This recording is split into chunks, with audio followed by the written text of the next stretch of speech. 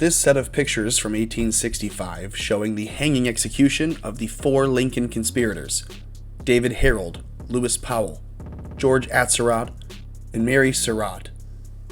Their deaths were a culmination of sorts of a nation ravaged by war, bitter conflict, and the death of the nation's commander-in-chief, Abraham Lincoln.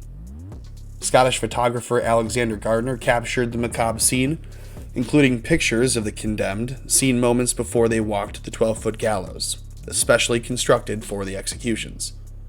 It was hot that day, reportedly 100 degrees, sweat surely dripping down the accused faces as they passed by the cheap pine coffins and the shallow graves that had been dug for them. After the Lincoln assassination, the government arrested several hundred people. Most were soon released due to lack of evidence. However, the government did charge 8 people with conspiracy. On May 1st, 1865, President Andrew Johnson ordered the formation of a military commission to try the accused persons. The actual trial began on May 10th and lasted for 7 weeks. The defendants were allowed to have lawyers and witnesses, but were not allowed to testify themselves. On June 29, 1865, the military commission met in secret session to begin its review of the evidence in the 7-week-long trial. A guilty verdict could come with a majority vote of the 9-member commission. Death sentences required the vote of 6 members. The next day, it reached its verdicts. The commission found 7 of the prisoners guilty of at least one of the conspiracy charges. 4 of the prisoners, Mary Surratt, Lewis Powell, George Atzerodt, and David Harold, were sentenced, quote, to be hanged by the neck until he or she be dead, unquote. Samuel Arnold, Dr. Samuel Mudd, and Michael O'Laughlin were sentenced to hard labor for life at such a place the president shall direct. Edmund Spangler received a 6-year sentence.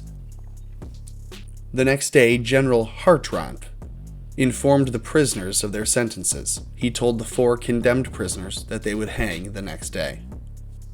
The 4 that were condemned to die had each served a specific purpose for John Wilkes Booth's plans for the assassination of the president, the vice president, and the secretary of state.